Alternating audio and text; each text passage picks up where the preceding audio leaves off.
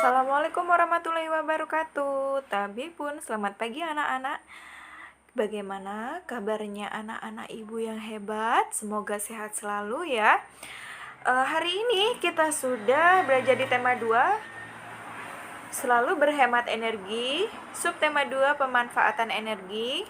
Nah, kali ini kita akan belajar mengenai muatan IPS, yaitu pemanfaatan hewan dan tumbuhan oleh manusia. Hewan dan tumbuhan banyak dimanfaatkan untuk keperluan hidup manusia. Hewan dan tumbuhan dapat dimanfaatkan sebagai bahan makanan, pakaian, obat-obatan, dan bahan kerajinan. Berikut adalah contoh pemanfaatan hewan oleh manusia. Nah, di situ ada gambar kerbau. Nah, hewan kerbau dimanfaatkan oleh manusia untuk diambil tenaganya untuk membajak sawah. Nah, di gambar yang sebelahnya itu adalah telur ayam. Telur ayam dimanfaatkan oleh manusia untuk dimakan ya, untuk dikonsumsi. Nah, selain dari telur ayam, daging ayam pun dimanfaatkan manusia untuk diambil dagingnya. Selain itu, apalagi? Contohnya tumbuhan pisang dari pisang diambil buahnya, diambil daunnya, ya. Buahnya untuk dimakan, daunnya biasanya daun pisang digunakan untuk membungkus kue. Selain itu ada kerajinan rotan. Nah, rotan biasanya dibuat untuk peralatan rumah, bisa untuk kursi atau tutup saji atau pemukul kasur ya, banyak macamnya. Terus di situ juga ada bunga. Bunga dimanfaatkan untuk apa? Oleh manusia. Nah, tanaman bunga itu banyak dibudidayakan untuk dijadikan tanaman hias ya. Terus ada sayur-sayuran. Nah, sayur-sayuran ini dimanfaatkan juga oleh manusia sebagai bahan makanan. Misalkan seperti sayur dan buah ya, bisa buah untuk minuman, dibuat jus, dan juga untuk obat-obatan. Untuk selanjutnya, kita akan mempelajari pemanfaatan sumber daya alam. Sumber daya alam selain dimanfaatkan untuk kebutuhan sehari-hari, ada pula sumber daya alam yang dimanfaatkan untuk membantu kegiatan manusia. Nah, ingat ya, pemanfaatan sumber daya alam harus dimanfaatkan dengan bijak. Nah, berikut adalah contoh pemanfaatan sumber daya alam sebagai kegiatan. Pertama, pertanian padi. Sumber daya alam yang digunakan adalah matahari, air, tanah, udara, kotoran hewan, dan kerbau. Sumber daya matahari dimanfaatkan untuk pertumbuhan padi, pembangkit listrik, dan menerangi lingkungan.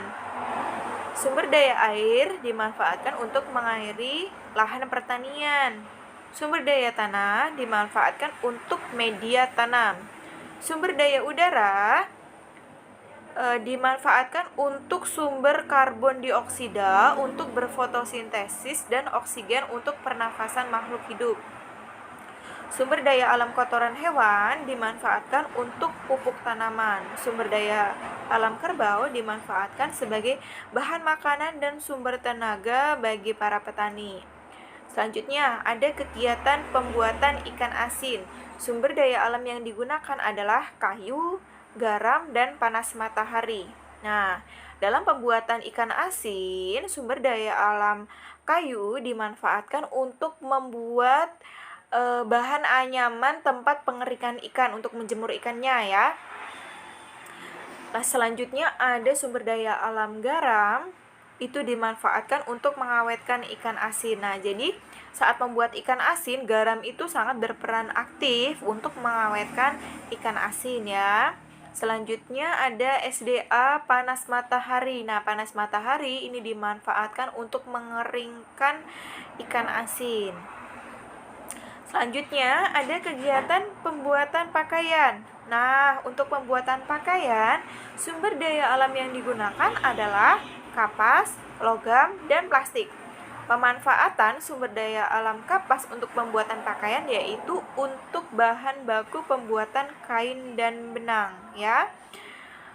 Selanjutnya logam, sumber daya alam logam dimanfaatkan itu sebagai bahan baku pembuatan jarum jahit, gunting, dan meja jahitnya. Selanjutnya sumber daya alam plastik dimanfaatkan untuk bahan baku pembuatan kancingnya. Selanjutnya ada kegiatan transportasi. Sumber daya alam yang digunakan adalah logam dan minyak bumi. Sumber daya alam logam dimanfaatkan sebagai bahan pembuatan alat transportasi. Nah, anak-anak bisa perhatikan ya, transportasi yang biasa kalian lihat di sekitar kalian. Biasanya ada apa saja? Di antaranya sepeda, motor, mobil ya yang sering kita lihat. Nah, bahan utama untuk membuat alat transportasi tersebut adalah logam ya.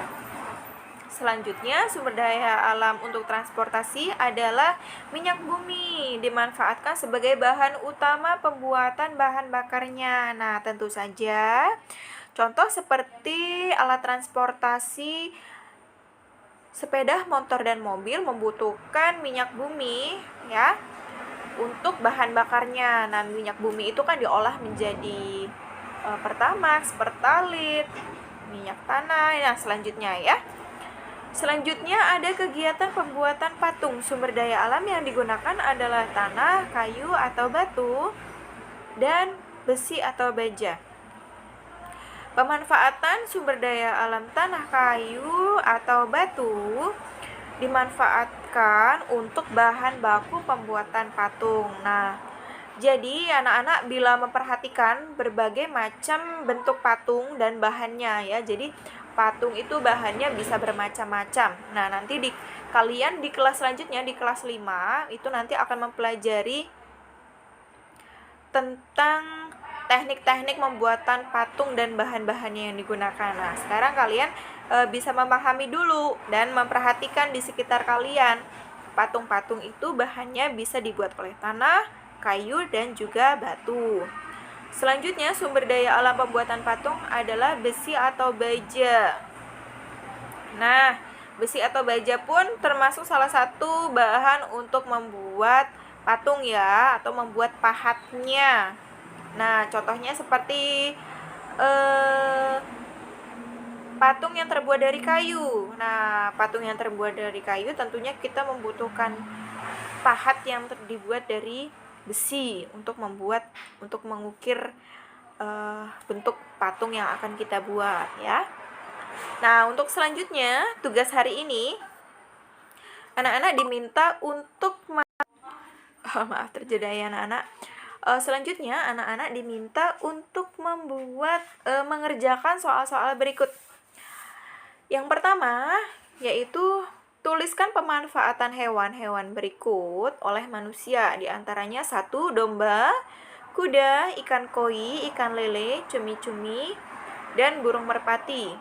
Yang kedua, tuliskan pemanfaatan tumbuh-tumbuhan berikut oleh manusia, di antaranya bambu, kelapa, bawang merah, kunyit, pandan, dan karet. Nah, jadi untuk mengerjakan soal 1 dan 2 ini anak-anak tidak boleh memilih salah satu ya. Jadi dituliskan semua pemanfaatan hewannya. Domba dimanfaatkan untuk apa, kuda dimanfaatkan untuk apa, ikan koi untuk apa, ikan lele, ikan cumi, burung merpati, semuanya disebutkan pemanfaatannya oleh manusia. Begitu juga yang nomor 2, pemanfaatan tumbuh-tumbuhan. Bambu dimanfaatkan untuk apa? Kelapa dimanfaatkan untuk apa? Bawang merah, kunyit, pandan, karet, dan selanjutnya. Tidak boleh dipilih salah satu, dikerjakan semua. Oke, anak-anak semangat mengerjakannya pokoknya.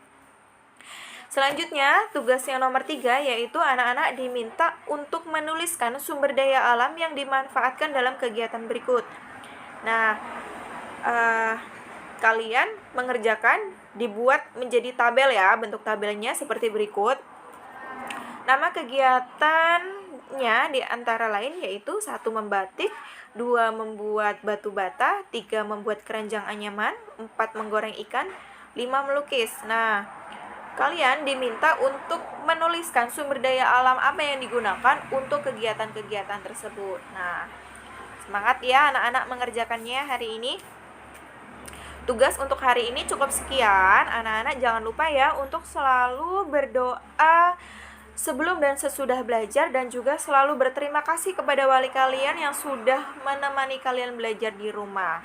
Oke, cukup sekian pembelajaran kelas dari Ibu Intan. Ibu akhiri. Assalamualaikum warahmatullahi wabarakatuh.